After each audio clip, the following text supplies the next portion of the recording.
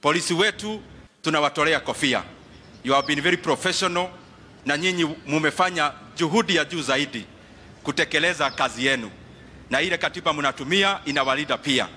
Kwa hivyo muendelee hivyo, na mimi nauliza rais wetu, the task force that we formed to look at the welfare of our police officers, waharakishe kazi kidogo, to promote police officers wetu kiasi, waongezwe mshahara kwa sababu wanatumikia Wakenya kwa njia ya mwafaka sana. Nikikaa chini, najua rais wetu ametujengea hall na mumeomba maneno kubwa. Mimi kama MP wa Kiharu, kwa sababu my nephew is here, my direct nephew wa my elder sister Emma who is also here, kwa sababu nyinyi wote ni my boys, hata mimi hapo pahali ya special naona nifanye kitu. Na nitauliza Mr. Kuria, unaona hata wametoka kwa jua wasikiza vizuri. Mr. Kuria tafadhali kuja. Mr. Kuria wa principal, hawa boys unajua nimekuwa hapa beleni.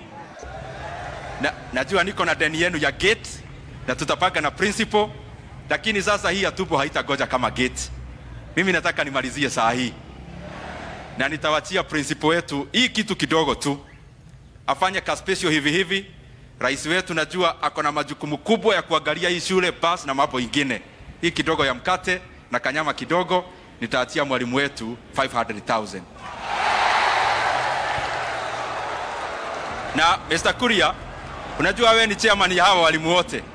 Mimi nakuuliza kwa heshima, hiyo pesa usinunue nayo vitabu. Na hiyo pesa isiweke kabro. Na hiyo pesa sio ya basi. Na hiyo pesa again sio ya vitabu.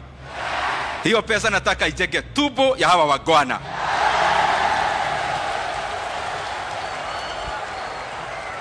Na nikiita gavana wetu hata ni test kama kuna watu wa Kiharu. Tonyorokia Kiharu.